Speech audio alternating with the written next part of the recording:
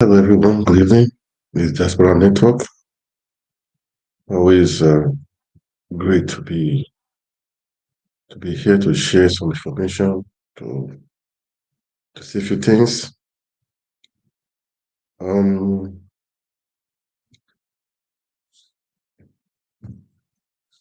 I always try to inspire to motivate people by saying that we should all be positive in life. Okay, stay focused, stay steadfast. Don't lose focus, don't lose hope. Always try to look at the positive type of things. Always the positive side of things. Um, I would say, just a moment, please. Um, the world is full of negativity. It's full of things that can distract you from your dreams or from your visions. But always try to be in perspective to see the good side of things. Whether they say the cup half filled, the cup half empty. If you look at it, they are the same, but in a different position of the state of mind. So it is crucial that okay, it is crucial that we always look at things in a positive side. The year I just started, okay, I would say, guys, yeah, last year was for you to say it was like this, like that, up and down, but learn from it and make this year better.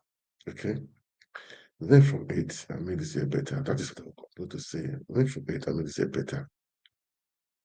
Well, for no one, okay, we should endeavor to cherish the goodness um,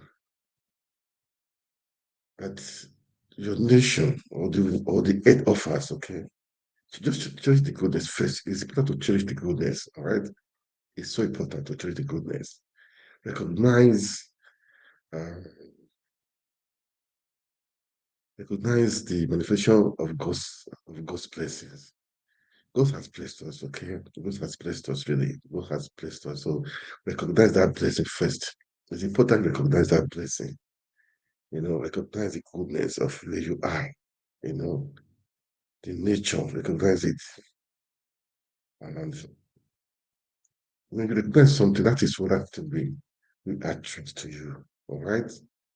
This is just a way from to say good evening to everyone and have a good perspective of life.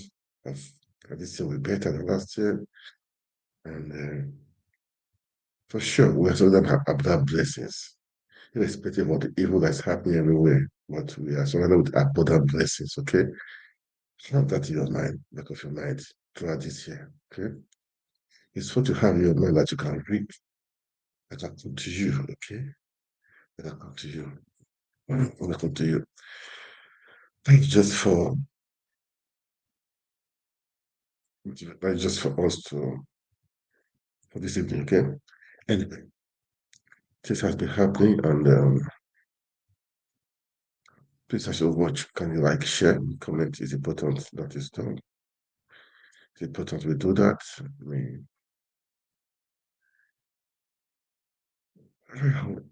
talk of better gate. That's what has been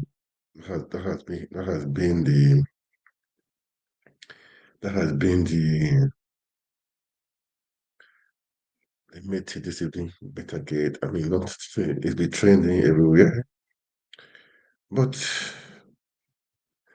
you do not agree with me. I don't know. Maybe it's going fighting back against her. Who knows?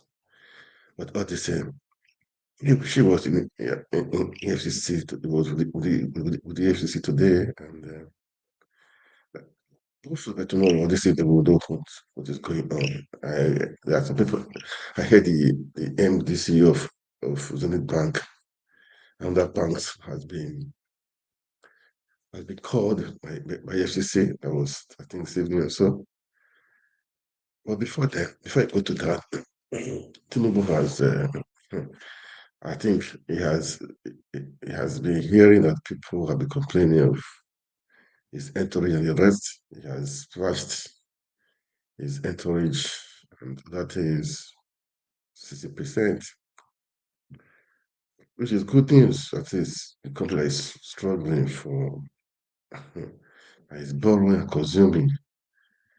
So it is good. So let's have a kind of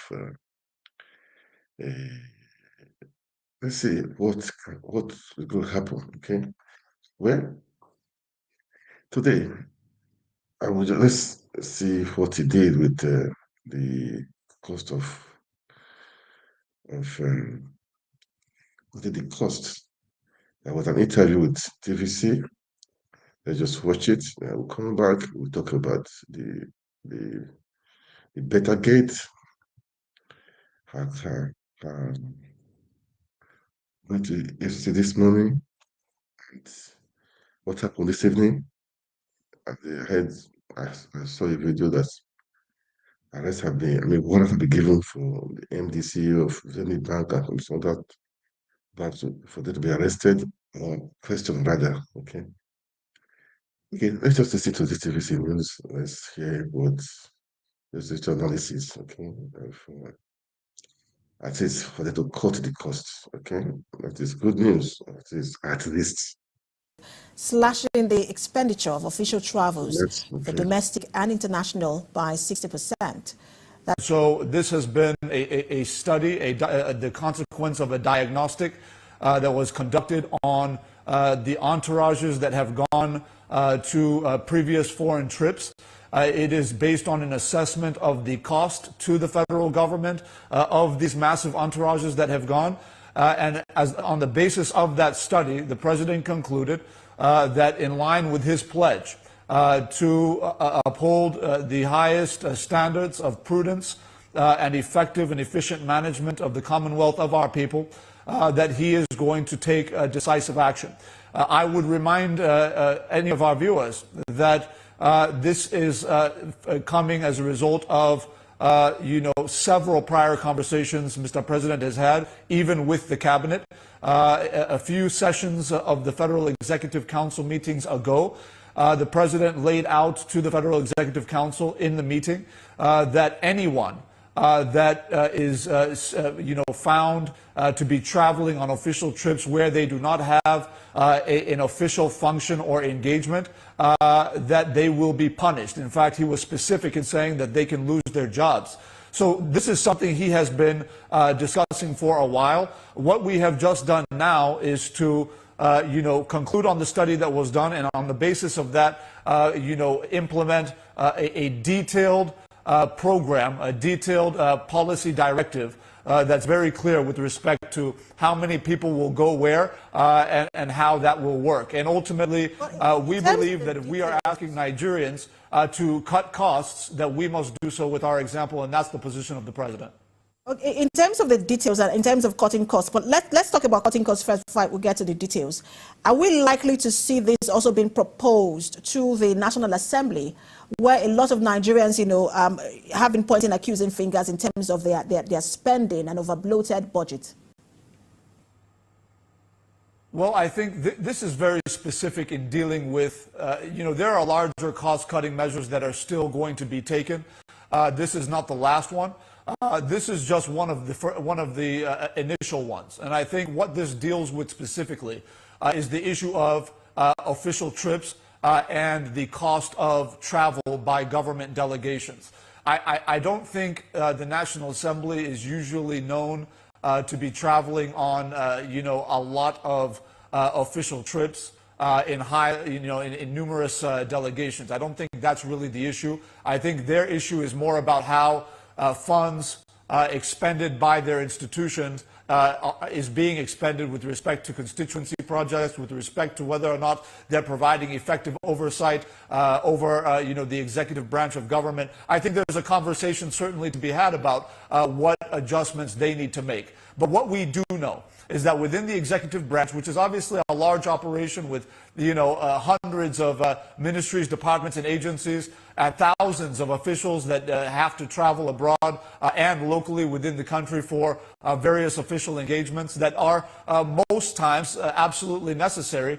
What we want to do is ensure that we cut the fat off the meat. We want to make sure that as much as humanly possible, those who are traveling on trips are not simply staying in hotels and running up room service bills and buying business class tickets on the government dime, but that they are going to conduct government business that is in the interest of the Nigerian people and that moves forward the president's agenda on economic growth and recovery. And anything that is not achieving that purpose is being cut off, which is why I think the president very importantly and very wisely decided that, look, we are not simply telling the MDAs to do what we're not willing to do. This is going to start from the office of the president himself. He's saying that my staff will be affected by this. The staff of my wife will be affected by this. The staff of my vice president will be affected by this. So he is setting the example for the rest of the executive administration to follow. And with, I think, the very serious cuts he has put in place,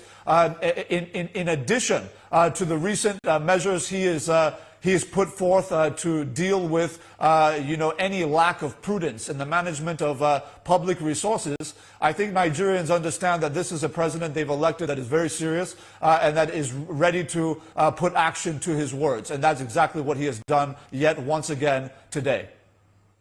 So we'll see how the ministers, the presidency and the ministers and the executive directors of these agencies follow through this particular directive. Thank you so much for your time, as always. It's always a pleasure.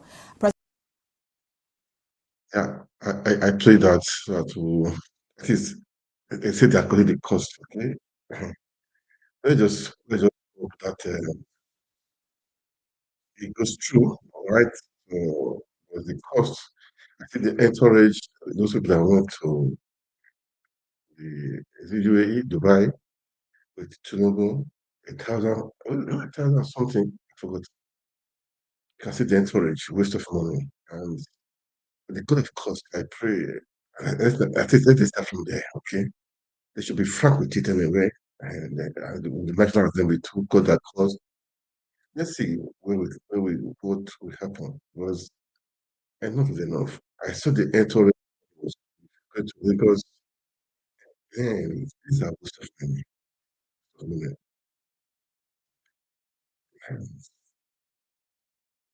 So let's the writing is done, okay? That's what I'm going to say. Let's do the writing is done. And what is it? Yeah, guys.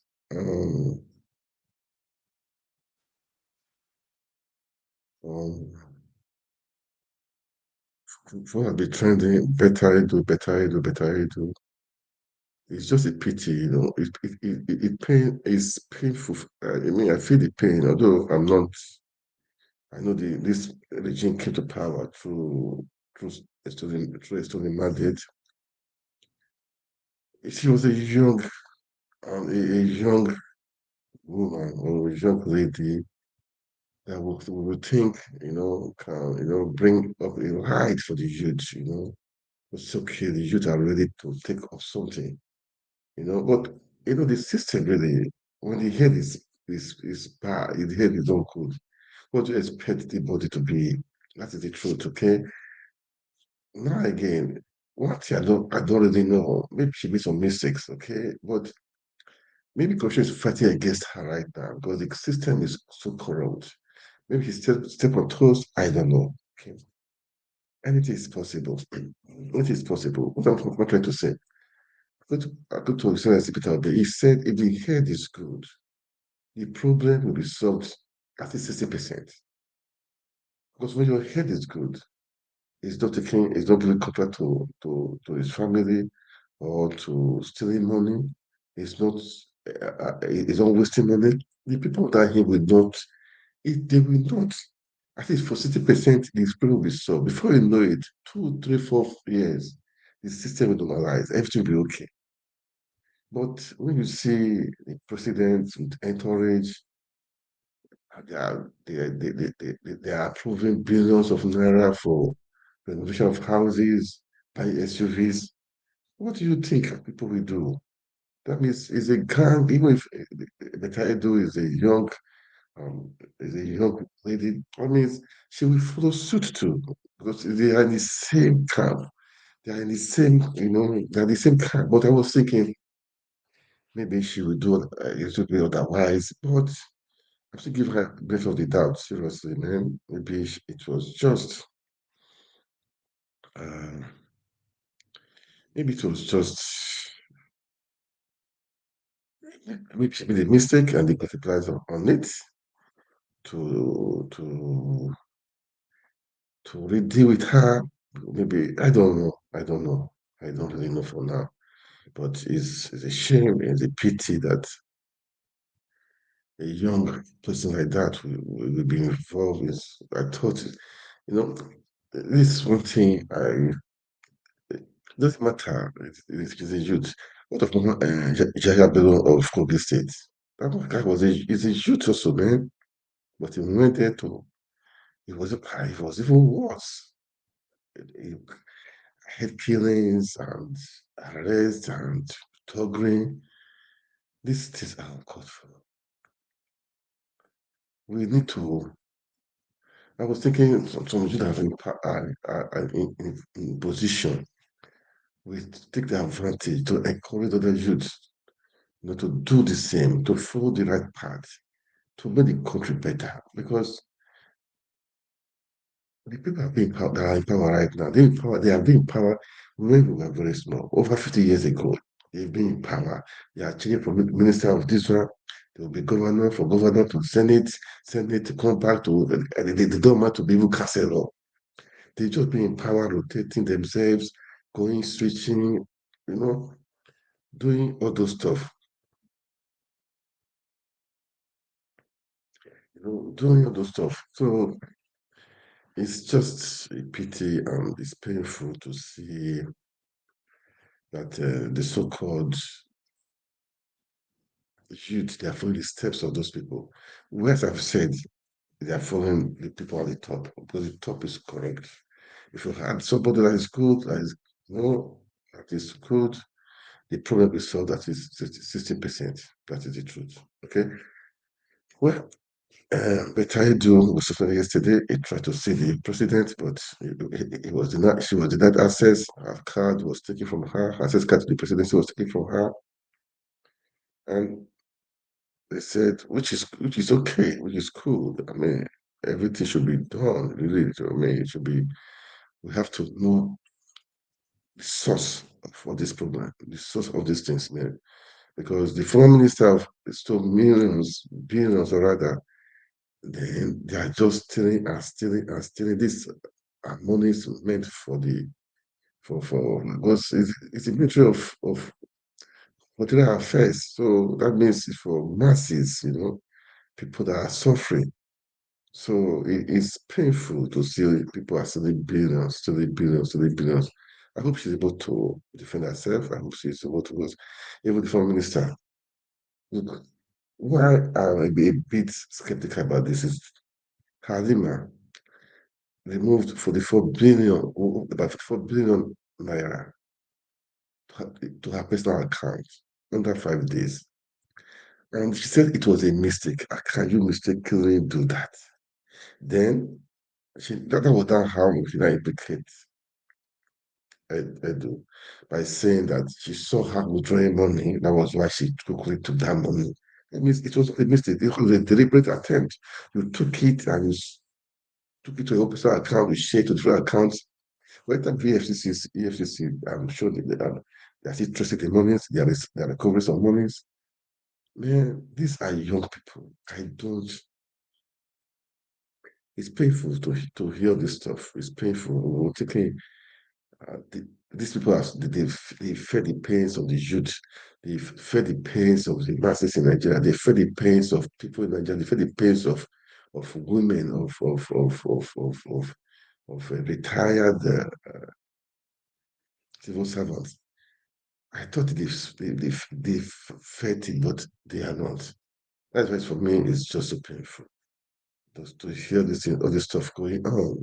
And anyway, the truth will be, let the truth come out. Okay. Well, I hope the EFCC will do the needful. I hope they will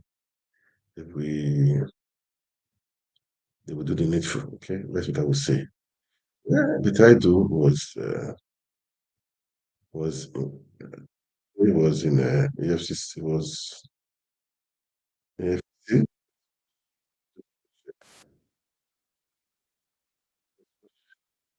Oh God, The that's elevation what of Betta Edu by President Buhari on Monday. The suspended minister has arrived at the headquarters of the Economic and so Financial this was Crimes this morning. Division Okay, as the anti-graft agents invited her for this questioning was this morning. shortly after the presidency announced her suspension. She was brought in at exactly 11 a.m. in a black Land Cruiser Prado Jeep with no number plate, with a white Toyota Hilux backup also without a number plate. Ms. Edu will respond to questions over alleged payment of 585 million naira grant meant for vulnerable groups in Akwa Ibom, Cross River, Ogun, and Lagos State into a private account. The former Minister of Humanitarian Affairs, Sadiya Umar, will also return to the EFCC headquarters today for further questioning on the affairs of the ministry when she was in office. Now let's bring in TVC News senior correspondent Joke Adisa, who joins me from the EFCC headquarters in Abuja to bring us up to speed on latest development. Good to have you join us on the news at this time. It's been a series of back and forth since the suspension of the minister. What can you tell us about today's investigation?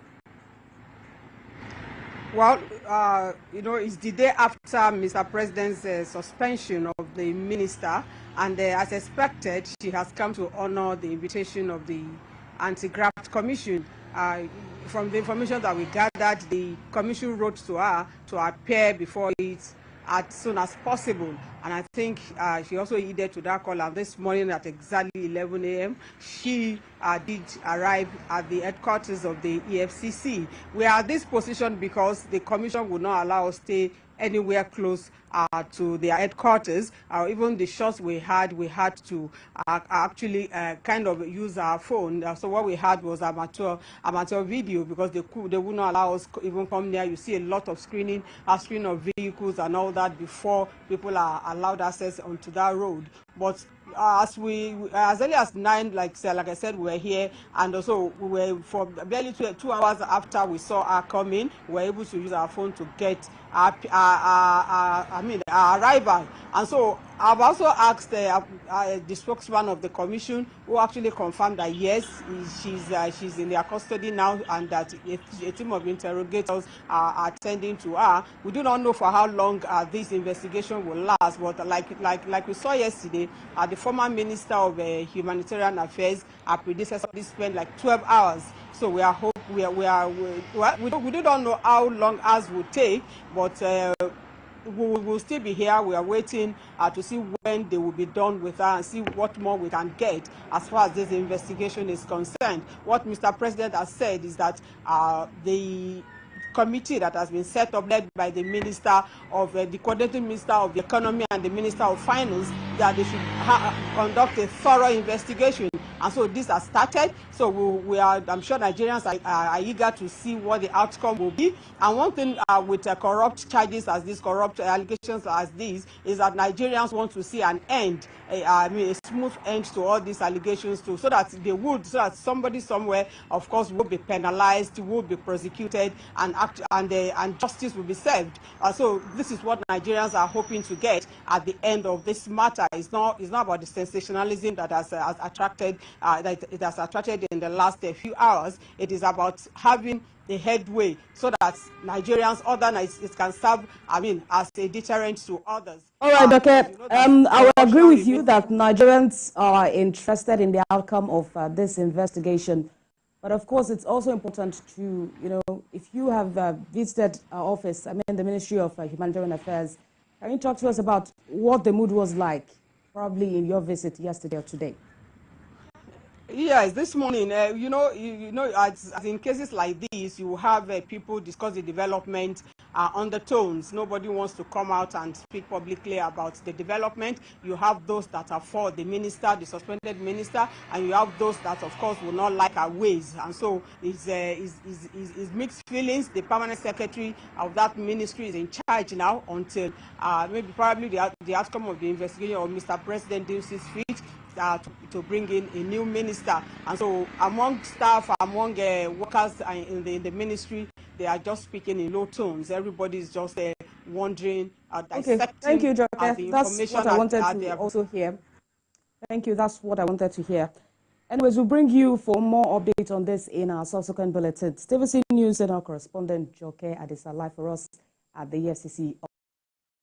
Yeah, that was in the morning, okay, when she appeared at the EFCC office, okay. Now I will play a short video again on when she, this evening, okay, is well, it's part of life, man. It's part of life. That's how it is. That is how when you have the when you have opportunity to serve, do it well, okay? It's important to do it. It's very important that you do it well. That's what I will say, okay? Because you can never know. You can never know, man. You can never know. Wow. That is it. Then this this power to okay.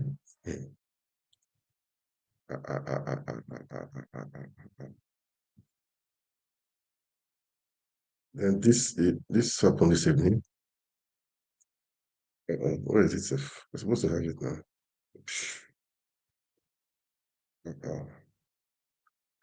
If I see it, I play it. Okay. If I see it, I play it. I will definitely see it. Well, I don't know what happened. Why? Maybe I just looked at it. Okay, because this was in the evening. The first video I played was in the morning. Okay, I wanted to play the video of what happened this evening. I mean, the report of this evening, rather. Okay, I wanted to play the report of this evening, but if I see it, I will play it. But all the same, I think after the interrogation with Betta Edu, I saw a video that the CEO of the new bank and other banks have been invited to see the EFCC. Okay, that means it's not being right. Witnesses are good, really, man, for accountability.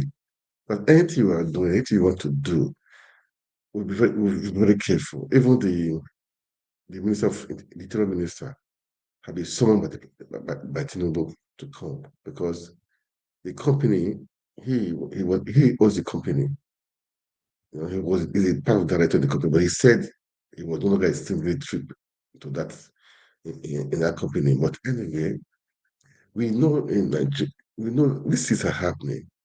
They're happening. So they are happening. But these senators, all these people, they have companies. People are fronting for them. People are fronting for them. They take contracts. They have a contract to themselves indirectly. We know this stuff. So we need someone that will fix all this system. This is corruption of the highest order. You are a senator, which you are not supposed to have a company, and then you build a contract. But now you put your cronies there. You have a company, you put your cronies there, your people there, then you give them the contract. Then the people that are supposed to be having the contract, they won't. They won't.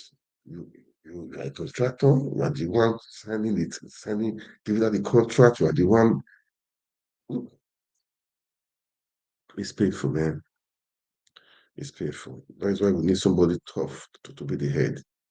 To be the head. When somebody told us to be the head, they would not be out the contract to girlfriends, boyfriend, sisters, cousins, and all those stuff.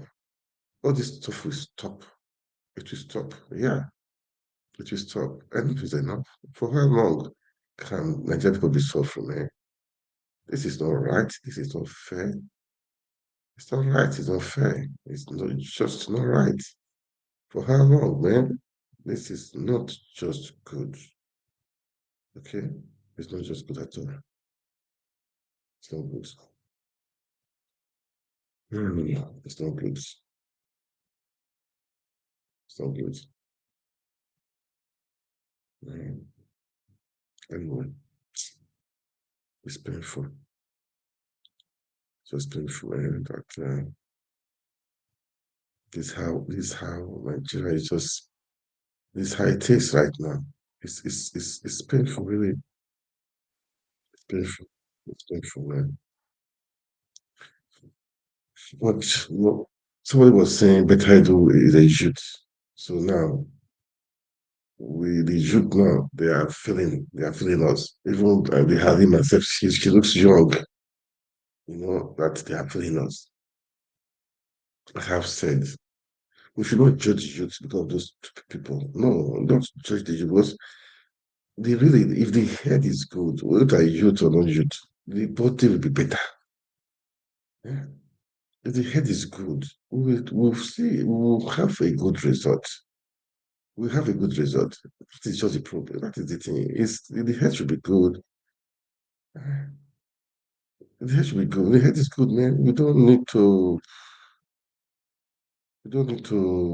to suffer ourselves, man. We don't need to suffer ourselves. We don't need better. I don't know. Maybe he advised our people. I don't know. I don't know what to say. Let's wait for the EFCC to do that job. To do that job. I pray they do it very well, thoroughly. Anybody they are cronies they are using, they all should go in. All of them. Whatever. Okay. Now going back to that video I saw that said that EFCC has invited the CEO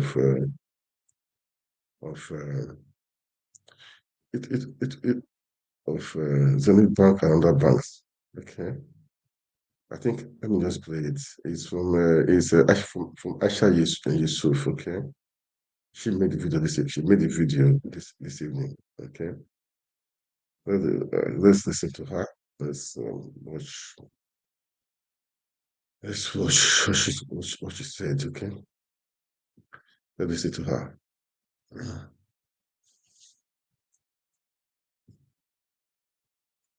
News happening right now. People's Gazette is reporting that EFCC arrests Zenith, Providus, Jaiz CEOs over involvement in Betta Edu Sadia Umar Farouk alleged fraud. And so let me go on and read it. It said the CEOs of Zenith, Providus, and Jaiz Banks have been apprehended by the Economic and Financial Crimes Commission (EFCC) in connection with financial misappropriation and fraud linked to disgraced Minister of Humanitarian Affairs and Poverty Alleviation, Betta Edu, and her predecessor, Sadia Umar Farouk. The banking executives, who have been under still scrutiny since the public outcry over the unscrupulous diversion of public funds into private accounts, are now in EFCC custody. Multiple credible sources within the presidency told People's Gazette on Tuesday. The anti-graft agency is presently probing numerous instances of substantial public funds directed into private accounts and actions sanctioned by Ms. Edu and Farouk using their position as ministers. Ms. Farouk, who oversaw the Ministry of Humanitarian Affairs, Disaster Management and Social Development under the previous administration, is also under investigation for the mismanagement of at least 37 billion in public funds designated for the conditional cash transfer program of the then President Muhammadu Buhari. The large-scale movement of funds into private accounts was partly facilitated by a potential deliberate oversight in flagging suspicious transactions, a responsibility banks bear under various anti-financial crime laws and central bank directives, the sources told the Gazette. The banks did not immediately respond to the Gazette's request for comments regarding their CEO's detention. EFCC spokesman Dele Oyewale sidestepped inquiry into the matter. Meanwhile, Ms. Edu has said her hands are clean and she's committed to fighting corruption amid the uproar over her illegal request to wire funds into a private account. Ms. Edu made this statement in a Facebook post she addressed to Empower beneficiaries. And a whole lot more. Let me just stop there. It's all Nigeria. All sorts of this thing. Of course, banks. Well, let's see how this goes. That was the what is this night that EFCC has arrested the CEO of those banks. Okay. Anyway, that is how it is. Okay, that's how it is, man. People are just making money. They're counting billions, billions, billions. People are hungry. Some people cannot just really eat. Public funds are just being wasted. This is not right. It's not just fair. It's not fair. It's not just fair. It's too bad. Damn too bad. Okay. That's we pray the system, the blueprint of the system. Okay. Right. Man. That's how it is. Anyway, I'm still talking on. I'm still on the better gate. Okay, we're still on the better gate. That is, let's listen to what is happening right now. What is going on? What is going on? What is going on? Have been made of the 585 million naira controversy and the fact that the suspended National Coordinator, Social Investment Program Agency, Halima Sheu, blew the whistle. Now, who is the saint and who is the sinner? 44 billion naira traced and returned, and then the allegation of 585 million naira money paid into a personal account by the suspended Minister Betta Edu, which the Accountant General of the Federation has clarified that the request was not honored. Who is the saint? Who is the sinner? That's the question. Who is the saint? Who is the sinner? Is somebody stole? And meanwhile, President Bola Tinubu has slashed the expenditure of all official travels, both domestic and international, by 60%. This development was announced by presidential spokesman during Gilali at the Villa. I'll play this on the part phone. of court. The truth is that who is the saint? Who is the sinner? Somebody stole 44 billion naira into her personal account. When she was caught, she was not saying the minister was trying to steal money for 50 million. And now people are not castigating her. Who is the saint? Who is the sinner? And meanwhile, the Accountant General did not approve the transfer into the personal accounts. So let's watch and see what's going to happen. This is a power play. Somebody was able to see 44 billion naira into her personal account under 5 days. We'll see what will happen anyway. We'll see what will happen. But it's painful. It's just too bad. And what do we do? What do we do? Anyway, let's go to the famous Arise people. I like them for that analysis. With I want to go back to analysis.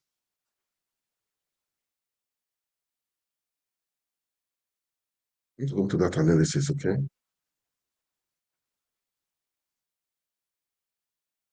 Let's go to the analysis.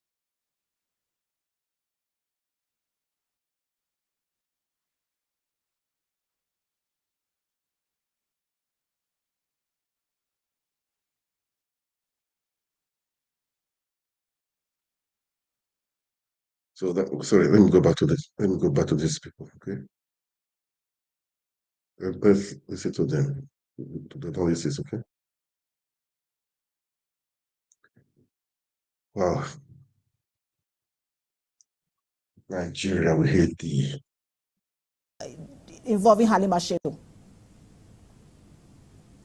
Well, don't let us jump to conclusions yet, because I saw your promo now saying who is the saint, who is the sinner. Nobody is a saint yet. Nobody is a sinner yet. These women are still under investigation.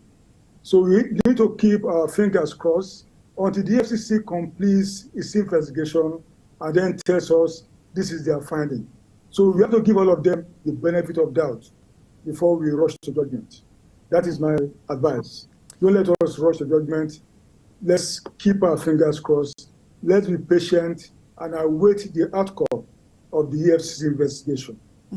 Of course, the assumption of innocence until proven guilty, that's the law. But we see that Betta Edu has been suspended. We also know that the Interior Minister, Tunji Ojo, had a private meeting with President Tinubu today. But some may say that, look, they are not the same thing. And in fact, that he had resigned from that company, which is now being looked at. But for a lot of people, it is the way in which he got the contract that is in focus. What is likely to happen to Tunji Ojo? He has done it several times since he came in. He suspended Emefiele from office because he was under probe. He suspended Rashid Bawa from EFCC, similarly because he was under probe. I think it's normal. It's a normal routine. When you're investigating anyone who's occupying an executive position, the first thing is that that person must stand down from where the person is so that investigation can be conducted unfettered. So that's the approach of the Mr. President. But is Tunji Ojo also being investigated? What is likely to happen to him? I'm not aware of that yet. I've been following what people are writing about him in the social media, all kinds of accusations. I think that yesterday I saw him on Chanel's TV responding to some of those things. I'm not aware that any investigation has been called, instituted to probe him or to do anything, nothing like that as of now. And with Betta Edu being suspended, what code of conduct do we expect political appointees to uphold and be held by? Well, I think, you see, at the retreat of ministers, I think it was in November, the retreat touched on a lot of issues about the program of our party, about the program of government, and also a special session on all these financial regulations and the way ministers should handle their offices, their relationship with permanent secretaries, and those who are really the establishment. So I think they were giving all these guidelines, and they already know they were giving all these blueprints about how to work within the system. I think anyone who attended that seminar, that retreat, should have been well guided, and should not be having the kind of problem you're having today. I will get to that in just a moment, but let's talk about the coordinating minister for the economy, Wale Edun, who has now been tasked with conducting investigation and then setting up a panel and some kind of audit to ascertain the inflows and outflows coming out from this all too sensitive ministry. What do you think is likely to happen? No, you see, what has happened with everything we have been reading in the media is that there are some loose ends in the financial regulations in government, especially with some of the agencies. You see, the TSA, the Treasury Single Bill, the TSA, Treasury Single Accounts, was supposed to cover all that. But people forget that the TS is actually an open band. Every ministry or parastatal has its own account and operates its own account within the TSA framework. So, but now what they find that because people have the license to operate their own account within the TSA structure, there must be some rules, maybe about the kind of money you can move around, move out of the place, or things like that. Maybe you need to get some approval to do certain things. I think that's what the president has seen. Don't forget, our president is an accountant, and he is worried. He's very concerned to make sure that at least certain measures are put in place now to make sure that we don't have the kind of things we've read in the papers, like the woman in SIPA moving out billions of naira from the TSA. The president wants to stop all that, and that's why he set up. He asked Mr. Betta Edu, who is the coordinating minister, to do certain things to ensure that we don't have such outflows again. And I like that you said there are rules, and I want us to talk about those rules, because Betta Edu is a 37-year-old woman with a very promising career. You would say that even in the thick of all of these, groups have continued to commend her. Some have even referred to her as Miss Integrity. She and her aides have come out to talk about the fact that there was no wrongdoing. But let's talk about the civil service rules. How does it work? Can you pay the sum of 585 million naira into somebody's account? Well, as far as I know, no minister can sign out such amount of money, 500 and something million. What I found strange in what Mr. Edu was accused of was that the paper in circulation bore a signature. Everybody who has ever worked in government will know that that's not correct, that's not normal. That paper ought to have been initiated by the permanent secretary in that ministry, or if the permanent secretary is not there, the director of finance and administration. It's not the business of any minister to sign anything about money. The PAMSEC can advise, can raise a memo, or you need to pay X, Y, Z, and then the minister can now, just on top of paper, approved for payment, because they will need his approval for payment. That's what the rule says. So nobody can, and then you cannot pay government money into a private account. Everybody knows that it is wrong, unless perhaps that private account is your contractor, and it ought to have been approved, pre-approved somewhere before you can ever pay it. So those are the things that people see that are not normal, and that in fact that's why I said these issues are being investigated by the EFCC. Ms. Adoniga, when you said earlier that there is no saint or no sinner, and you've also now mentioned the fact that her signature was on that document, which is not normal, isn't that already an indication of wrongdoing, in your opinion? No, it's not. Because, as I said, let me tell you something. Mrs. Edu is new in government. And maybe she did a lot of these things innocently. As I said, you need to give her some benefit of doubt. You need to give all those people who have been accused of one form of malpractice or the other a benefit. They may have reasons for what they did. For instance, I've heard that the SIPA woman is saying that, he was trying to help the country in moving the money. Let her tell her story to the EFCC. And the EFCC believes the story. This is what they're going to report back to Mr. President. So let's give them, let's not, you see, you can't continue to judge people in the media. Let the agencies of government do their investigation, and then they will report what their findings to the authorities that set them up. And you talked earlier about that ministerial retreat, and I said we were going to get back to it because we know that it will look like President Tinubu is tightening the noose around the necks of his appointed aides and ministers. We've seen what he's done with the EFCC, the CBN. Even just now, Betta Edu. He looks like he's demonstrating that no table will be left unturned. But so where do you think that this investigation is going to go? Some people believe that, look, it's all going to be smoke, and at the end of the day, it will billow out. No, it's not. Don't forget, in his New Year's speech, the president made it very clear that those who are going to be in his government going forward, that they begin to show themselves this quarter, the first quarter of the year.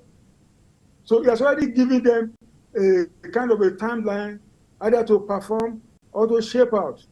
So what he has done by suspending Halima Shehu, by suspending Betta Edu, there are strong signals that his government will not allow all kinds of shenanigans to go on, that is serious about stopping all this nonsense that happening, which, you know, under some time ago, there are things like this happening in government, and nothing was done to when people make allegations, or somebody has done this, somebody has done that, but he wants to make a difference. This is a new year, and he's been saying along that he's trying to learn the ropes. I think he's signaling to people that, oh, he has now left the learning process and really wants to take full control and make sure that the ship of government is well on course. This is one development that Nigerians are quite interested in, and they're looking to see if the outcome will be transparent, irrespective of who is declared guilty or not. Thank you so much for talking to us, Special Advisor to the President on Information and Strategy, Abayo Onanuga. Man, Betta Edu, for me, as I've said, as you just said, let's give a benefit of the doubt. Let's see what will come up. It's painful for a youth like that to be involved in such, but let us watch and see. I'm not going to be doing that for now, for me personally, until we see. Until we see. Okay? Until we see. All this time. Let's just arise. I don't want to say to beat again too. Then there's a video of Wike and Fubara. But before then, let's go to all these better gates there. Okay, let's go to all these better gates. It's just it's shameful, really, I would say. It's shameful, but what do you expect? What do you really expect to yourself? What do you expect, man? What do you expect? Let's see to arise and lose it a bit. Let's see to them. Carry on. Wait. Case of Dr. Peju Ugomba, yes. You know, that he stood solidly by and he fought to a certain position. So we cannot forget Rukera's work, and commendations to him as he takes time out. He'll definitely do other things in his life. But moving on now to the Betta case. I mean, kudos to President Tinubu on this for taking decisive action. You were sporting yesterday when you were saying, you know, that by this time, Betta should have been suspended, you know, just also in fairness, just like the other lady was suspended, Halima Shehu was suspended. But for me, what I even thought that if there was even any sanctity, a modicum of sanctity, Betta ought to have, you know, resigned over the weekend. It wasn't even supposed to get to the point of Monday where she was trying to seek an audience with President Tinubu and he rebuffed her. And good one there. I mean, she ought to have resigned. She's no spring chicken in the civil service. She was former commissioner, so she should know how procurement goes. So these are things that and she didn't deny it. So the allegations, the paper that came out, Betta did not deny it. In fact, she justified it that she wanted to use that money, you know, for executing some projects there. That's why she sent it to a private account, which you'll be able to read from the law that it's a gross violation in the first place. So if there was any modicum of sanctity, it ought not even have gotten to the president now suspending her before you know that definitely you will be suspended one way or the other. There's no how. And I'm happy that Onwatch has gone ahead to face the EFCC. And they should also carry out a forensic audit and a swipe through. Minister Wale Edu is going to lead the pack on that. is going to look at all of these ministries with scrutiny, and we expect a logical conclusion. Concerning the humanitarian minister, I saw yesterday when he was coming to justify the argument. I don't think the interior minister, I don't think the argument is justified. At first, I praised him for the good work he's done as regards the passport and all of that he took us through, and we saw some of it. But there's no justification. You are a shareholder in the company. Yeah, you resigned as a director in 2019. You were able to state that, but you are still a shareholder in the company. So at the end of the year, when they share profits in that company, that proceed of 420-something million, whatever issue for the country, is going to be part of your profit and loss account. And it comes to you. In other part of the world, if you're a shareholder like that, you probably put it in a trust. That's what you do. Did he put it in a trust that we didn't know about? But he's still bearing him as a shareholder in the company. So we would like to get more clarity as regards that. And why is it that the contagion effect is so much that this minister, his company has any dealing, was given that contract? I would like to even see the tender for that contract in the first place. What is the due process that was followed? And at some point, Madam Obi Ezekwesili was leading due process in President Olusegun Obasanjo's cabinet. What due process was followed? I mean, obviously, the trails were there. Mr. Tunji Ojo had a thing to do with this company, and this company became a government contractor all of a sudden. And he was saying, oh, if I give somebody a job in my interior ministry, that's the breach. No. As long as any job is coming out of that President Tinubu's cabinet, and you're a minister and it's coming to your company, it is a breach. Because I saw a lot of these arguments. I would like to have him on this show. Let us debate those things. Let's for rounded conversations this morning. You are still a shareholder of the company. Secondly, you are saying it's not a breach because the company dealt with the humanitarian ministry. If you gave them job in interior, hell no. As long as you serve in that cabinet and it's remotely close to you, it becomes a breach. Look at Trump being eviscerated in America because Trump's organization got monies close to $6 or $7 million from various foreign companies as president. And he was still running those businesses. So that's the breach. So we would like to have him here to talk more about this matter. And other people too that have been named in this contagious effect. We would like to ask, what was the accountability of even the job done? Who even audited the job done in the first place?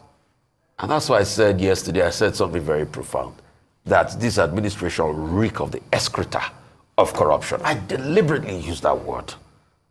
Because this administration that is saying Buhari's government, they didn't leave anything there. Hitherto there was corruption and all of that. So how about you? And this is just one fell swoop. 2 people in the humanitarian ministry. And that's why I keep calling. Yes, I know you were saying federal government can still run interventionist schemes without, humanitarian ministry. In fact, the best run interventionist schemes are run in consonance with international aid agencies.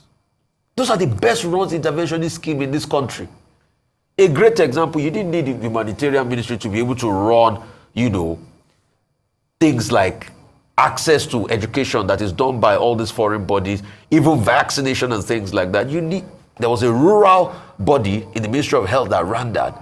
But when you look at it closely, the best of this scheme that are run with these international best practices, global acceptable standards, are run in partnership with international bodies. So what the government should do, rather than this frivolous money that we know they are sharing around now, is there are many things that all these international bodies need counterpart funding on the government for. Take, for instance, there's something UNICEF have been talking for a while. Nutrition for malnourished children between the ages of 0 to 5. The government and the states needs to put a lot of counterpart funding. How can you give them nutritional tablets for them to be able to take? So let those things be accordance with the goal of, social development or, sustainable development goals. And that's the way you can run it effectively, so that you have an accountability partner.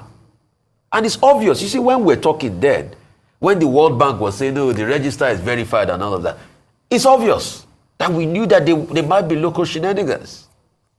Only to think that most of these monies are even borrowed in the first place. Were we not taking money for conditional cash transfers of that? And please, for the conditional transfers, we need a comprehensive independent audit on how the monies were disbursed.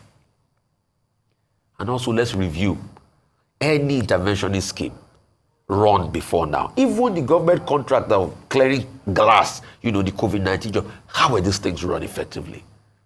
That's how to run a government. It's not rocket science. Let's get to work. Investigations, and more investigations. Let me start with the last story as well, Rufai, with regards to the two gentlemen who were asked to, who were relieved of their jobs, one with the FCCPC and the other with the BPE, Mr. Babatunde Rikura and Mr. Alex Oko, respectively.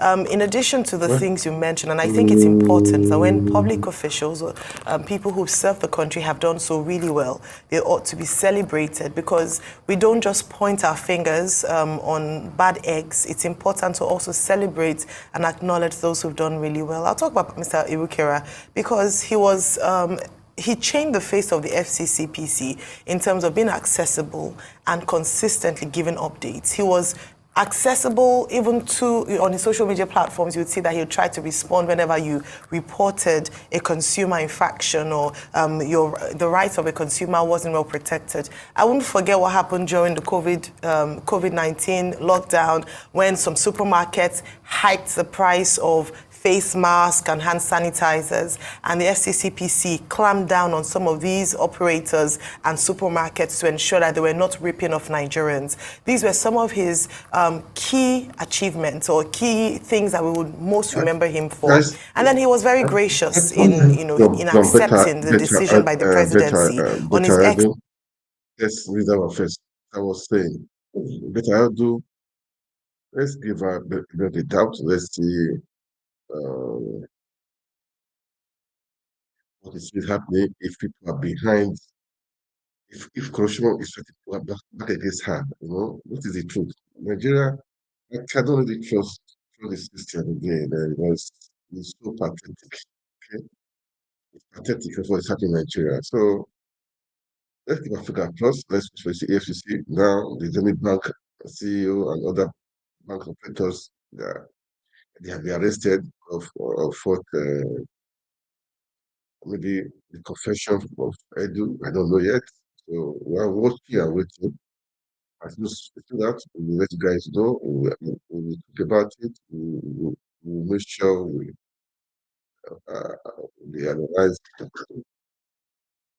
analyze many things. Okay.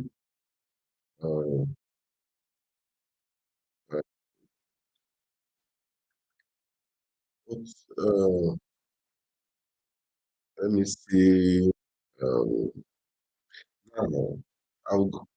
I know Betta Edu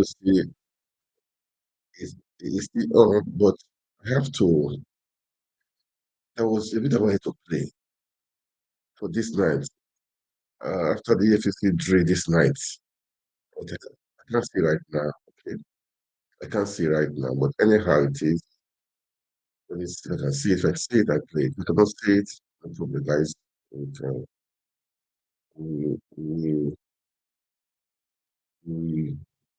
do that things, all right? Anyway. I saw a post today of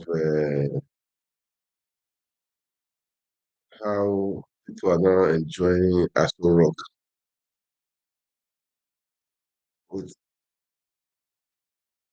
Is important is because also find out the people who collected the money. Where did this money go?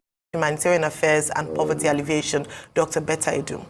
Now, there have been, while some of I mentioned earlier that Governor of Imo State and also the chairman of the Progressive Governors Forum, Chief Hope Uzodimma, had said that the president was right, supported the president, saying that this was a confirmation of zero tolerance to corruption in this administration. Others like Senator Ali Ndume and other civil rights organizations like Huriwa, Serap have come out to commend the effort or the move of the president to suspend the minister pending whilst the investigation is ongoing. However, we did also see some posters in support of Dr. Betta Edu, and some people saying or crying that it's a witch hunt. Oh, it's because she wanted to expose some people. That's why they're trying to tie her down. And this narrative must stop in Nigeria if we're going to build a better nation. I'm saying this because yesterday, I emphasized the fact that the investigations are still ongoing, and until the conclusion of the investigation, she is innocent until proven guilty. However, it was still highlighted as long as the memo was original, then there was an infraction there already. So in that instance, not very innocent. But in terms of what the motive was, whether indeed it was done out of ignorance, that will then come out during the investigation. Now, another reason why the investigation is important is because beyond Dr. Betta Edu herself, we must also find out the people who collected the money. Where did this money go to? Who were the beneficiaries? One of such that's come out, of course, is the new Planet Project Limited, which has Mr. Olubumi Tunji Ojo as shareholder, and also Abimbola Tunji Ojo, which I believe is his relative, as shareholders, and a number of people, even though they desisted from being shareholders from 2019. However, like you mentioned, Rufai, they desisted from being directors. Right, being sorry, not shareholders, directors in 2019. Now, as you've mentioned, they still remain shareholders. The reason why this has come up and is quite important for us to dissect is because a number of people know how this works. And I'm not saying that this is what happened in this instance, but it's happened in other places where government officials set up special organizations or SPVs or just organizations that they are backing and award frivolous contracts to them or give them preferential treatment without due process being followed. This is a practice that has happened again and again under different administrations. And so we know how government officials wouldn't put their names right there, but they'll back certain companies or have private arrangements with certain companies and give them undue advantage in accessing certain funds or getting certain contracts. If we're going to fight corruption in this country, we must also fight such underhanded practice, especially by government officials. Again, I'm not saying Mr. Tunji Ojo has done this in this case until the investigation reveals what truly occurred. However, it is suspicious because why is this coming in? What is the remit of the organization, and what kind of service did they render to the Ministry of Humanitarian Affairs and Poverty Alleviation? What was it that they were supposed to do? Are they a money distribution organization to help to distribute the amount of money to the most vulnerable of people? Now, going back to what I said about witch hunt, and I saw one poster, if it's real, about from South, some groups from South, and saying she's our daughter, we're proud of her. I think that is very interesting, because when you look at the matter on ground, the 4 states that were meant to be beneficiaries of the grants for vulnerable groups are Akwa Ibom, Cross River, where she comes from, Lagos and Ogun State. This money was meant to go to support vulnerable groups in these 4 states, and this money was diverted. Rather than coming up with ridiculous statements about how you're proud of her, it's a witch hunt, you should be incensed that the money that was meant for the most vulnerable people in your state was diverted. It should be a cause of concern that people who are suffering, some people who have gone to bed hungry, the most vulnerable in society, were deprived of government funding because someone chose to divert that money by giving contracts that do not make sense. That's what you should be fighting for.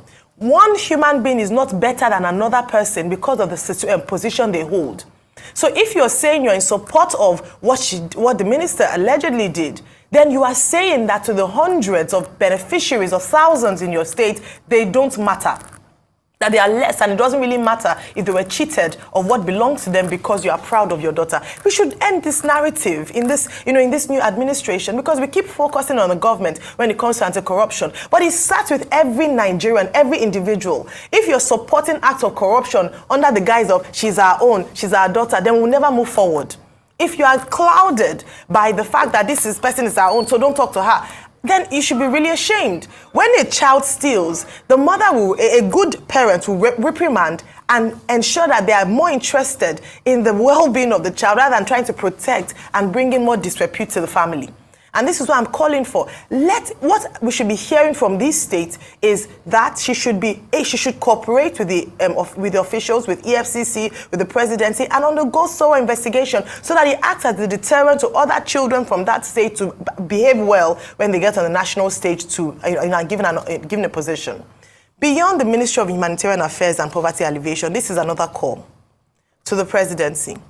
I don't believe that this is the only ministry where this is happening, or the minister is the only one who is perhaps, if found guilty, culpable. I believe this is an opportunity, having found out that these things happen, which I'm sure is not a surprise to many people, to then demonstrate further, as Governor Hope Uzodinma has said, that this is a demonstration, and Ajuri Ngelale, that this is a demonstration that the president is committed to anti-corruption. Audit other departments and agencies, especially those that cater to or give grants to people. The Ministry of Women Affairs, the Department of SDGs, Sustainable Development Goals, the Ministry of Works. These departments that hitherto are called juicy, in quotes, I put that in inverted commas, because there's a lot of largesse and there are many projects awarded, projects that don't have head or tail, or where you cannot trace or find out what the audit process or procurement process was. Ministries like that should come under scrutiny. Let's put some fire, let me put it that way, under these ministries so that they perform and they act. The reason why there must be consequences to action if we're going to build a better nation is that there must be seen to have, infractions like this must be seen to have punitive measures. Let's investigate this department. Let's understand what's really going on. Let's have it more transparent. And again, I bring this forward. Whenever there's a project that addresses the needs of people in Nigeria, that's very obvious. Like what happened with the presidency giving allocations of bags of rice to senators and House of Representative members, and now we have issues around that. Let there be a portal where Nigerians can directly report any infraction. Did you get it or did you not get it? Very simple. Show working. Very easy. Let's have a portal where the people, the citizens, can actively hold their public officers to account. If not, we'll continue to have infractions like this. And then I'm hoping that following the investigations, the Ministry of Finance will tighten the process of contracts being awarded or monies being disbursed by said ministries or all ministries. Very critical.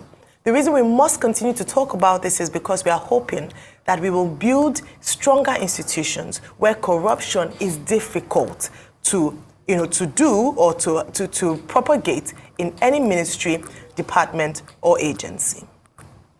Move on to our next story. 100 million naira has been awarded against the federal government in favor of the former governor of the Central Bank of Nigeria, Godwin. I love the analysis. She's very correct in the analysis. I'm impressed in the analysis. Well, I'm waiting for EFCC, and then for me, I have said it before, maybe it's which horse. I cannot say. I cannot really say. Until we are able to find out, okay? Let's see. If she can prove herself, it's okay. Maybe she's made some mistakes, it's possible. Maybe she stepped on some toes, anything is possible. I said that woman, the Halima, that removed 44 billion naira under 4 days. She opened this gate now. She's the one that said, it's what Betta Edu. She's want to take the money, that's why she did it. You move the money to your personal account. 44 billion under 4 days. Who knows how much that one has been stealing? This is just mind-blowing. Seriously, man. It's just mind-blowing. Yeah. It's just mind-blowing. It's unbelievable what's happening in Nigeria. They are doing things with impunity. They don't care. These are just happening in that country. God help Nigeria. God help that country, man. God help Nigeria. That's what I would say. God help Nigeria, man. Anyway,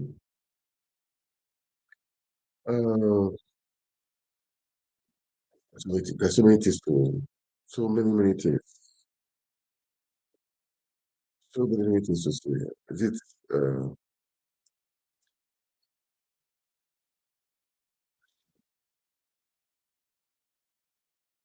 these people, Nigeria, the way they are still is interesting. I hate the governor, the first governor, Emefiele. Trillions of naira billions, trillions of naira. What are you doing with the money? It's just unbelievable. It's just unbelievable. Nigeria, where do we go from here? Where do we go from here? That is the question. I thought I sit down and say, trillions of naira, only you want man for what? What are you doing with the money? That means other people are stealing their own different bodies, ministries, parastators, stealing, they are borrowing, they are stealing, they are borrowing, they are stealing. Look, the solution is let the head be good. If the head is good, it will close the system. If the head is good, this problem will solve at least 60%. The stealing nature in Nigeria is down too much. Somebody told me one time, we were just talking, they said, look, man, they said in Abuja, they talk about billions now, no millions again. I said, seriously? They say, yes, man. He said, man, they talk about billions now, not millions again. I said, wow. That was, I think, early last year, 2 years ago. He said, seriously? Say, yes, man. We don't talk of millions, contract. No. He said, we talk of billions now. And this is what is happening. Because see, billion, 5 days, 44 billion was moved to personal account.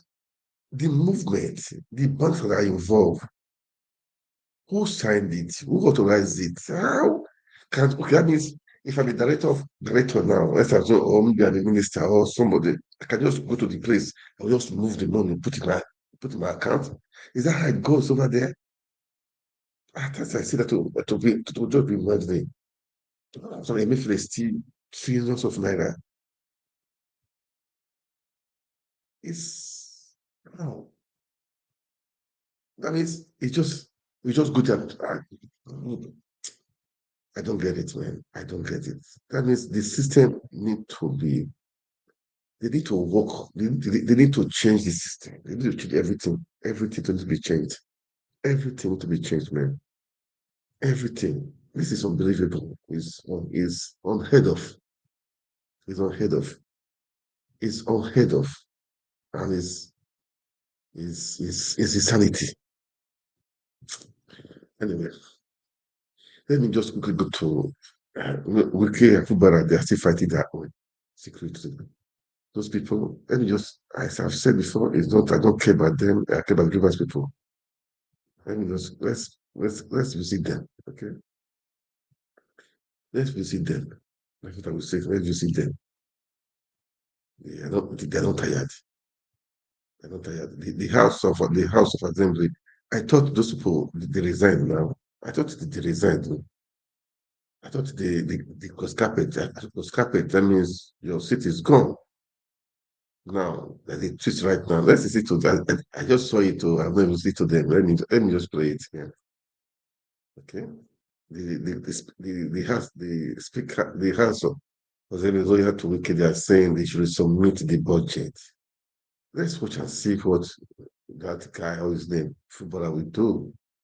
Let's watch and see what he's going to do, man. I don't know. Let's just watch it. Let's listen to this. 2022, 2023.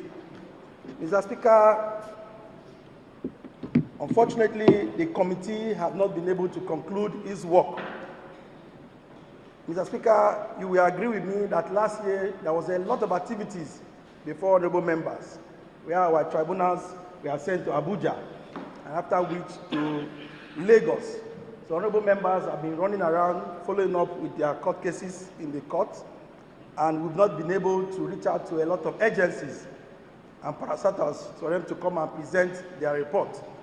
So, Mr. Speaker, we have been trying to see how we can conclude, especially that of the judiciary. We've not gotten a report from them. So we plead that, Mr. Speaker, we avail us with more time so that we can conclude this report in the shortest time and report back to the House. Indeed, namely the River State Traditional Rulers Amendment Bill 2024. Mr. Speaker, a bill for a law to amend the River State Traditional Rulers Law number 4 of 2015 and for other matters connected thereto. Mr. Speaker, this bill has 3 clauses, Mr. Speaker, when passed into law. This bill may be cited as the River State Traditional Rulers Amendment Bill 2024. Mr. Speaker, by your leave, may I lay the bill at the table. The River State Advertisement and Use of State-Owned Property Prohibition Repeal Bill number 1 of 2024.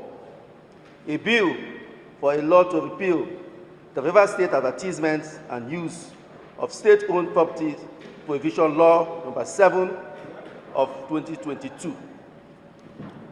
Mr. Speaker, this bill have 2 clauses that, if passed, may be cited as the River State Advertisement and Use of State-Owned Property Prohibition regarding this stuff is number 1 of 2024. The budget to be resubmitted again. Okay, I don't want to say all these are not fully that. Also remark here stuff. So that we are in I don't understand this. 2024. They said they resigned from PDP to APC. The medium-term expenditure we have to see framework meeting. Well, Fubara and your people, Rivers people go and sort it out. for River State has not been presented to this August Assembly by His Excellency the Executive Governor of River State. I think on the last note, I cannot Because play it the has full not been video. presented, Let's this just House has not been able to look at it. listen to interview with Dr. Tony. So before then, let me play this short video. These guys are grooving.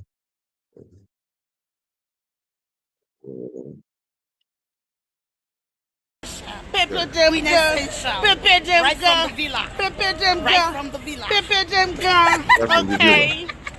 Right from the villa. Right from the villa.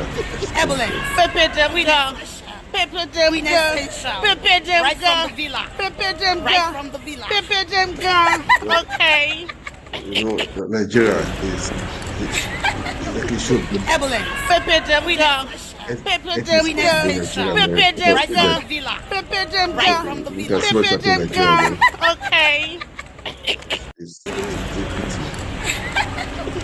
Evelyn, pepper them girl, pepper them girl, pepper them right from the villa, pepper them right from the villa, pepper them girl. Okay. That's Nigeria. It's like, well, let's listen to Tommy, okay? Just had an interview with Arise TV. Let's just listen to him. I hope you guys do not. It's not the news is on me again, as I say. Okukwe has left the Labour Party. Well, so many things, but I don't really care about that anyway. So I don't really care about that, man. Anyway, let's listen to Peter Obi. To what for me. Stated that his boss will contest the 2027 election, warning that the opposition must unite behind him if they intend to unseat the APC. With the news of mergers gaining momentum, the Coalition for United Political Parties, CUPP, have rejected Atiku as the rallying point of the opposition parties in Nigeria ahead of the 2027 general election. Well, joining us on the show this morning to discuss the possibility of a merger of the opposition parties and how it can be achieved is Professor Pat Utomi, convener of the National Consultative Front, NC Front. Good morning, Professor Utomi, and thank you so much for joining us today on the morning show. Good morning. It's a pleasure to be able to join you. Excellent. All right, so during my introduction, I'd talked about a few things, just giving a little background into what the situation on ground is with a possible merger, as talks are apparently going on amongst some key opposition party members as to coming together to go against the APC come 2027. The first question I'd like to ask you, Professor Otomi, this one, is it too early to begin to talk about elections 2027 whilst not talking about building a formidable opposition in order to check this present administration? That's the first question I'd like to ask you today.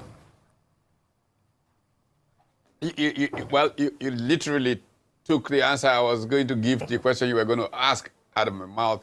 I think it's inappropriate to even talk about 2027. We're talking about governing. We're talking about a working democracy. Nigeria is not a working democracy. And part of the effort of building a strong and viable political party is to make our democracy work first and foremost before people begin to think about another election. The problem with Nigeria is that we've thought in terms of elections. You go through a mess that is called an election and say, okay, let's wait for the next one. No, that's not how countries grow and develop. Countries grow and develop, first of all, by founding political parties. I can say without any feeling of wrong that we don't have a political party in Nigeria today. What we have managed to couple together since 1999 have been platforms for machine politics, where the game is about just grabbing power, rightly or wrongly, and sharing spoils.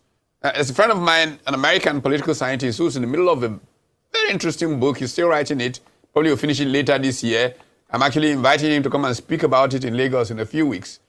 And he makes the argument that what has gone wrong with Nigeria's democracy is that in 1999, somehow the politicians managed to build a kind of coalition that enabled them keep out the military, but essentially put themselves in a position to share the spoils, and did not think of Nigeria and governing to make Nigeria better. So election after election, yes, we've kept some cycle going, and politicians have been able to go and share spoils, but Nigeria has gotten worse and worse and worse.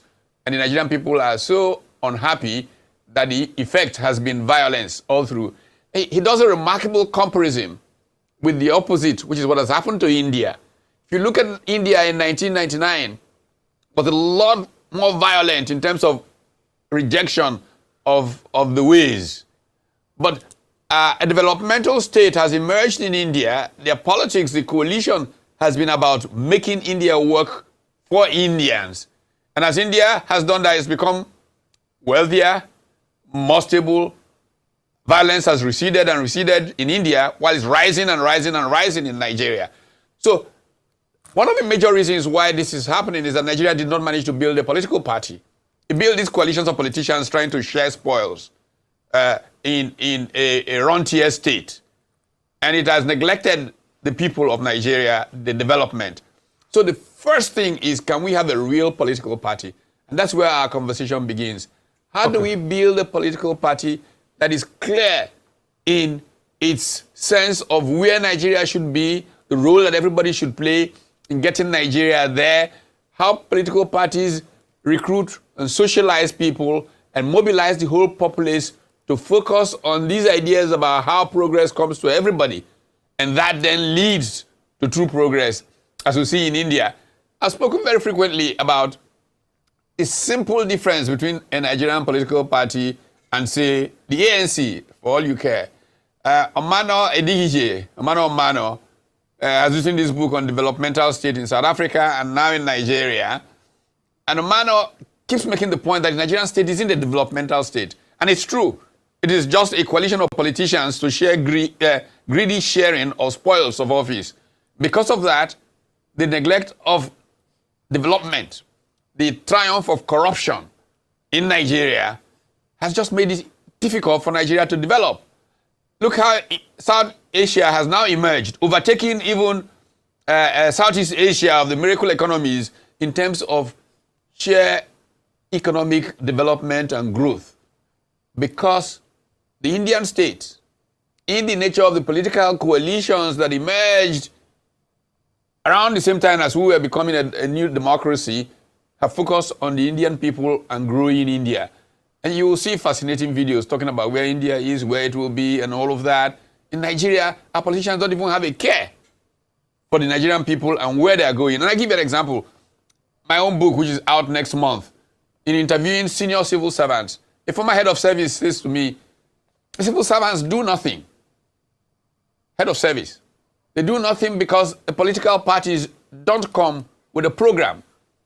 If a political party comes to power, it should have a program that defines what the permanent secretary literally will do in 4 years. How to hold him accountable for delivering a premium on performance for implementation, all the way to the level 8 officer. And this becomes the basis. And I added, to this, if we have a tripartite approach to development, which involves the private sector, the public sector, and the so-called private development agencies or the NGO sector, what we will see is a continual state of checks and balances and innovation for growth and development, which is what has happened more or less in India. But in Nigeria, all you hear about is they shared that money, they took that money, they take that money. Yeah. Okay, Prof. Good to see you again, and I'm so thankful you're looking well or you're doing well. How are you? How's your health? And thank you so much. I'm so happy, you're back here. Health is kicking up. It is well. Yes. It is well. You're a fighter. You'll continue to fight and you'll win over the challenges of health. And I wish you well and Happy New Year. Amen. But Prof, real quickly. Happy New Year. You were here a couple of years ago and we theorized about the Nigerian political space. In fact, you got a bunch of people together, the usual suspects, the Lisagbakovas of this world, and a couple of people, and they said, oh, we're having something mega new. But nothing materialized. And you pivoted with the Labour Party, and you guys ran a stellar campaign. You didn't win. The same forces, the centripetal and centrifugal forces of, our political system did still take over and reign supreme in the end.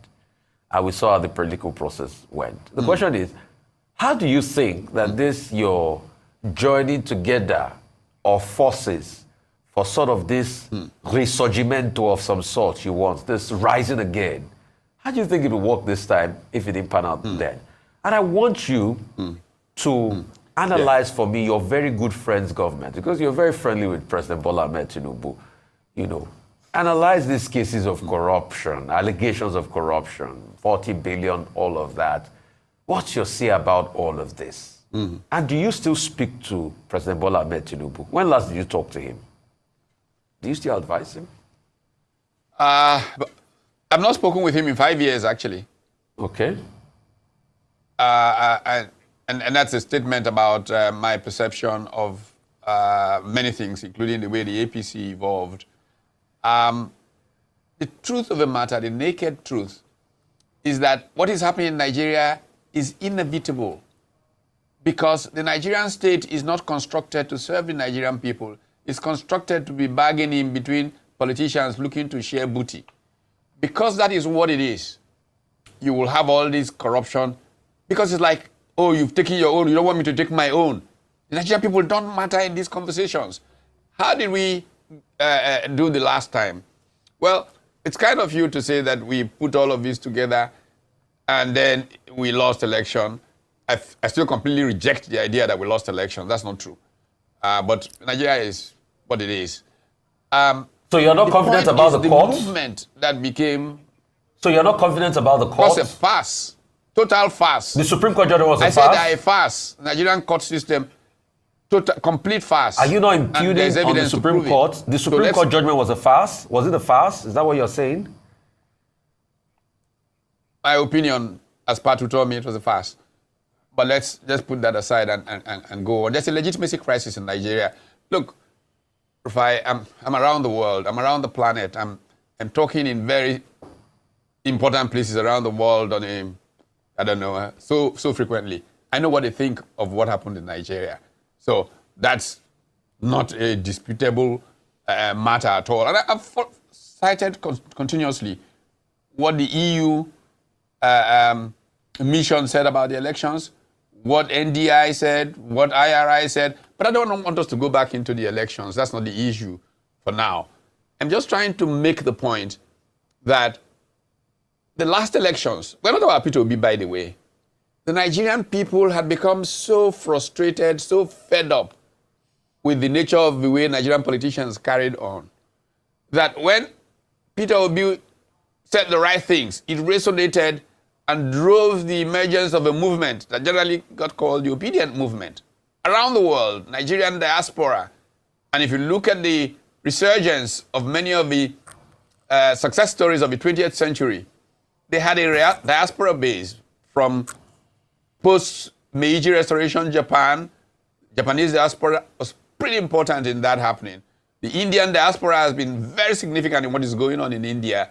Chinese diaspora had its place, and so on and so forth. So the Nigerian diaspora rallied very strongly around the fact that this gentleman was saying a few things right. And a campaign like Nigeria hasn't seen in a long time happened. And it was deliberately sabotaged, whatever you say about it. And the point remains, how do you go forward when you meet this? You've got to realize and take advantage in trying to save Nigeria that the majority of this country is young. A significant part of our population is under 25. It is fed up. It is looking for something new, but it's also trapped. That's the most dangerous thing about where we are. This generation is trapped in their values. Look, why is Nigeria not growing? Why are multinationals leaving and all of that? If your politicians are constantly cheating at every turn, they cheat at elections, they cheat in using of public resources. The U.S. Treasury Secretary is found in economy class, but the Nigerian minister would charter a plane to go to somewhere next door. In a very, very poor country, you realize there's a complete disconnect between the political actors in Nigeria and the people of Nigeria. So when that is the state that you have, what do you expect to happen with how you move forward with this population that is the majority? You've got to come to some sense that at a point, they won't be able to hold down the majority anymore. And it might be very costly for them. Very, very costly personally for them. So you will begin to see a breaking. See, look at the tracks we're traveling. We are traveling to Somalia, where we should be traveling through India to somewhere else right now. The analysis of this American political scientist friend of mine, who, like I said, will be in Lagos in a few weeks to share some of his thoughts on this, basically looks at a Nigerian scenario where, you know, there will be increased violence in Nigeria, and as an expression of frustration, and we've seen it become universal in Nigeria, whether it started from Boko Haram, kidnapping in the southeast, the Niger Delta militancy, and all of that. Prof, would you respect, sir? Would you respect, sir? A lot of your critics say you are just theorizing. That this was the same you that supported this same evolution of Buhari and APC. In fact, you are even a member of the APC. That you are part of them. It's just that you've turned a new leaf. Now, that's what a lot of your opponents and your critics say. That this was the exact way. I mean, I think the last time you were here, you talked about Kaplan too, making this prediction, you know, that things were going to... That we all know this. Yes. But the theorizing does not solve the problem. That's what a lot of your critics will say. Aren't you seeing it happening? Yes, but... But are you not seeing it happening? Is it... yeah. So what's the point of theory? But they say you are part of the class. How it leads to action. You are part of that class. That's what they're saying. Class that did what? You're part of that bourgeoisie elite class in this country. That's what they're saying. And that's why they say all of this is just theory.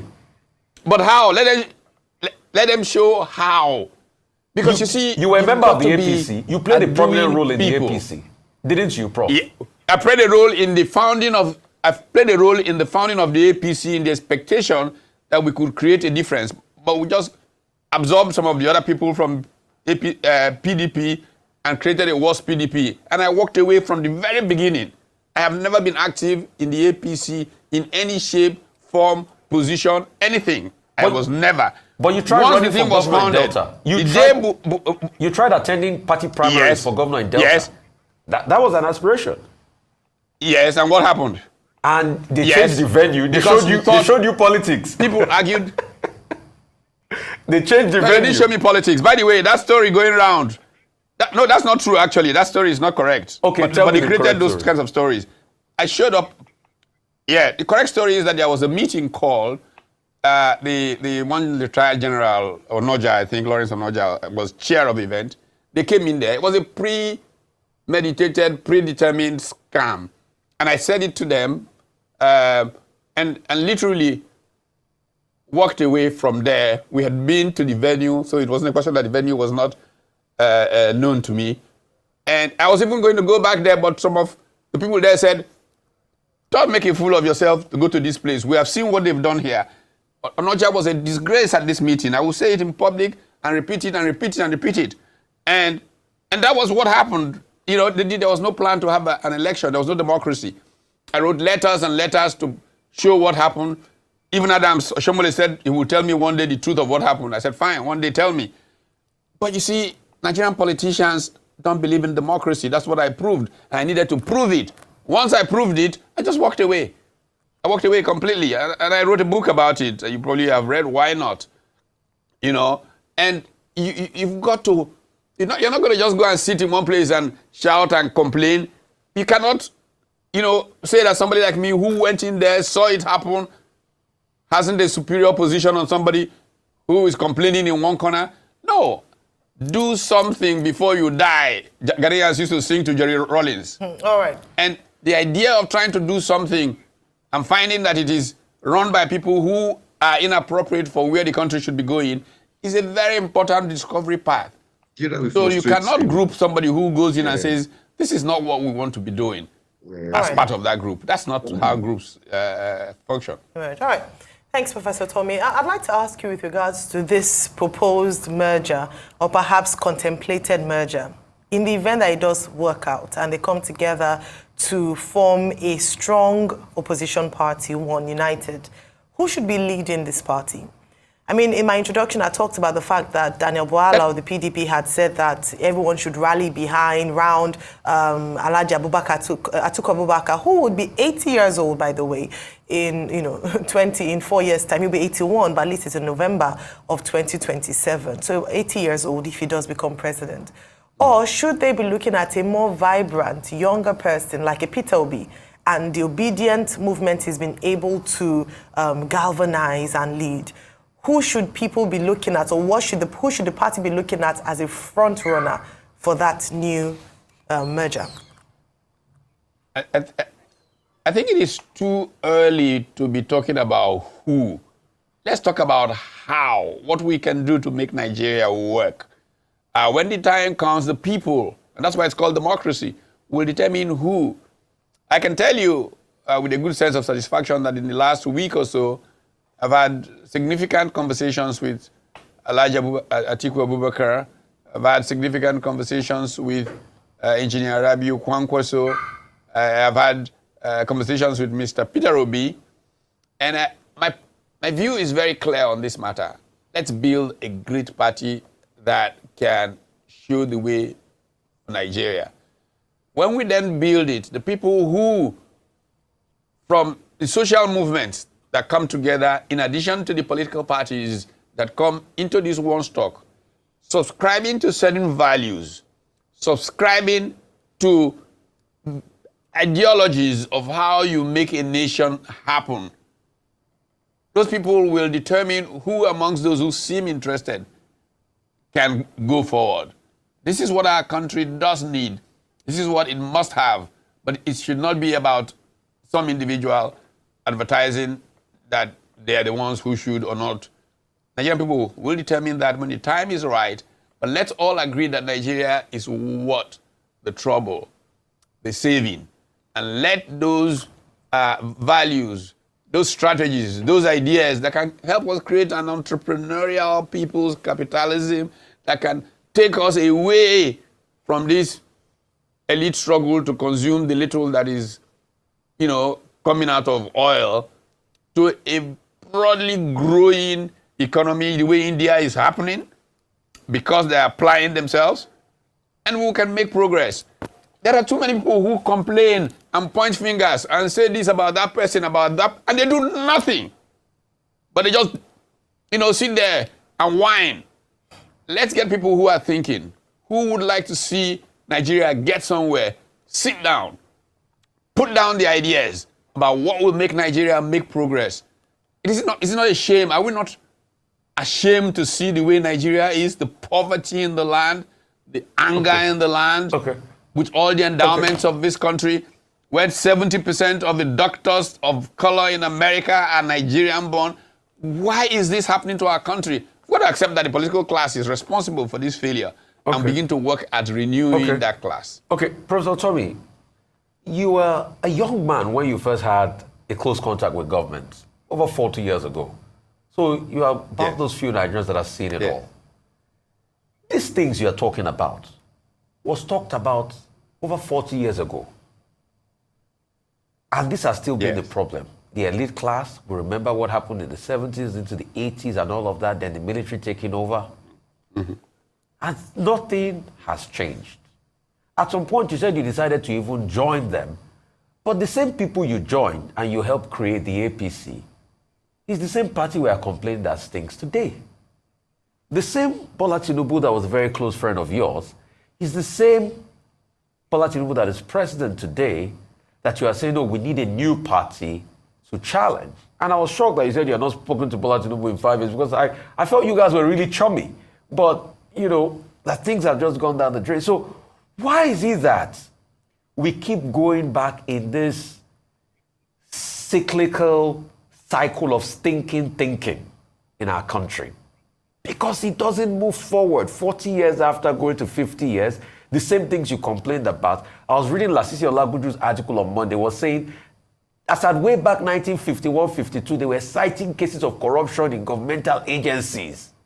And we are still hearing of it over 70 years today, unabated. So why are we going through this? And if there's anything you want to look back on, how is it that this new party you are ensuring, that you are trying to start up, how are you going to ensure that it's not going to be like the APC you are now condemning today? Because that was how the APC came with a lot of hope. Say Baba was a rallying song in 2015. Oh, people loved President Muhammadu Buhari. But a couple of years down the line, it has gone down the drain again. Well, I think that there is enough evidence to explain why we are where we are. And that is why it is important to recognize that one of the big problems in Nigeria is that the Nigerian political culture has become very anti-intellectual. So it seems unable to examine what its problems are and try and rework its position.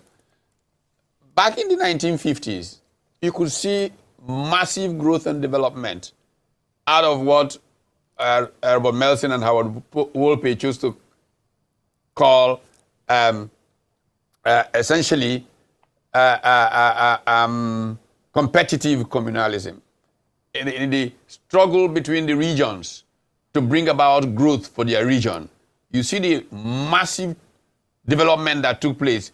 The jump in industrialization in Nigeria is a phenomenal one that should be studied and studied again.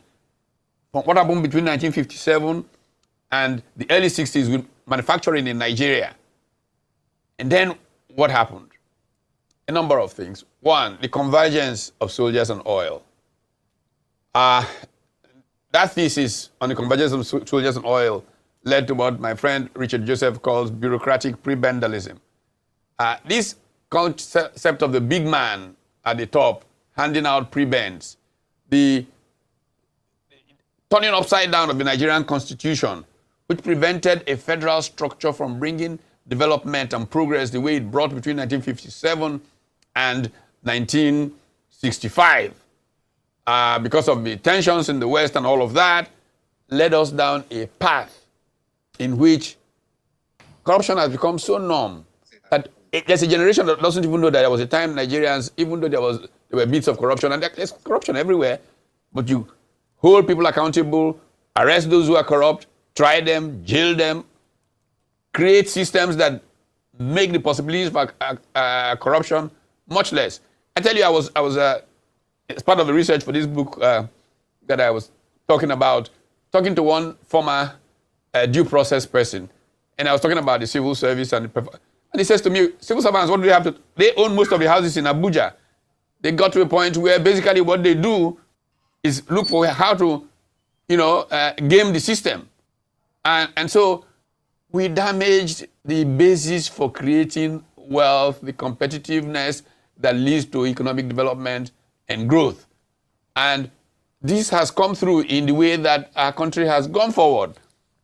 If we can sit and talk to one another and recognize where things went wrong, if we can have a constitution that goes back to where we were in 1960s, more or less, in terms of the sensitivities and sensibilities of the ground norm, we can then say to ourselves, here is how to ensure that a kind of public service that can implement the ideas within this new arrangement, this new structure, can proceed.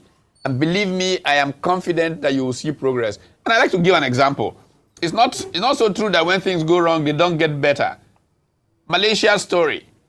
Look, when we had the Nigerian Civil War, Malaysians were killing each other on the streets of Kuala Lumpur. They had these race riots in 1969. But what happened? Look at the Mahathir Mohamad story and how Mahathir, as a young minister, criticized the then prime minister about the direction the country was traveling. He was immediately expelled from the party, of course, removed from the cabinet. He went and wrote a book, The Malay Dilemma. The thing that book drove led to the resignation of Tun Abdul Razak on as prime minister.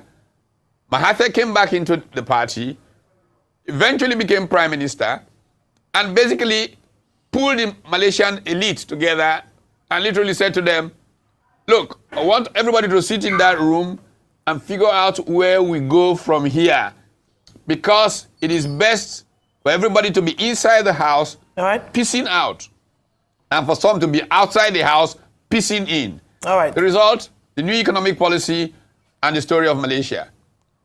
So I think it is possible to do it. We just have to have people who are serious about doing it, who are committed. You look back and you see what has happened to our country. There are Nigerians who have made sacrifices continually. Yes. And we can find those Nigerians to sacrifice for making this country work. Well, thank you very much, Professor Patutomi, and thanks for just sharing that message that it is certainly possible. It's not impossible to turn a nation around, even though it's gone through difficult cycles of leadership. It's very, very possible. Thank you for your time this morning. Yeah, I probably played that. That is inspiring, man. Yeah. Patutomi, I like his commentary, okay? That was why I probably played that. Guys, this is Nigeria for you. This is our country. We have nowhere to go, really. I mean, even if those of us in diaspora, we have nowhere to invest our country, okay? So we all have to join hands together to make it work, okay? Not just, look, this is what is happening around you. I have said, let's look at the good side of things, okay? And take the best and make use of it, okay? And though the country will say, I'm not in the position, I'm not in power, what do I need to do? Let's just be talking and speaking. There was something I posted. There was something I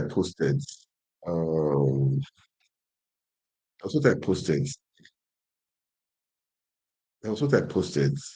I saw it. I posted it. Okay. I saw it. I posted it. I believe most people posted it too. Even on my platform, somebody asked, is this case still on? I told the guy, look, just post it. I don't know much about the case, but no, I believe when you speak, people talking, things will get better. Just now, I saw that the police that were holding people in hostage, they left the place. As I was going through just a few minutes ago, I saw the person, because people were treating it, they were talking about it. Police have no option. I think people down to leave the place. So this is what I'm saying. We should, if you can talk, you talk. If you have your Facebook, people talking. If you have your TikTok, people talking. If you have your Instagram, people talking. Let's make the country right. All these things I'm saying, I'm hearing, people try bigotry, ethnicity, religion. We should try to put a halt to it all. Nigeria is blessed. We have mineral resources. We have many things to make Nigeria work. We have the human power to make Nigeria work. We have the people to make Nigeria work. We have people that are willing to do it. Yes, I know few people are trying to destroy the system. They are stealing. They don't care about the masses. Well, I know, but we should keep on. We should not give up. We should not lose hope. Okay, this is what I'm going to say this evening. We should not give up. We should not lose hope. Okay, and thank you for watching. Please, I would like you guys share, make comment. Like right now I'm on Twitter. Follow my Twitter page. My Twitter handle, X handle, or rather. YouTube channels, about 2 right now, on Facebook. Man, that's how it is. Let's make Nigeria work, okay? And we can make it work. We can make it work. Oh, make it work is your eye. Don't expect other people to make it work. And those people that are doing this stuff, they are not many, okay? They are not up to 0.5% of us. So we can make this happen. All right. Don't just believe all Nigerians are the same. No, no. People are different. People have the goodwill to help to make Nigeria work. Okay. So that's it, guys. Thank you so much for watching. God bless you. God bless Nigeria. Good night.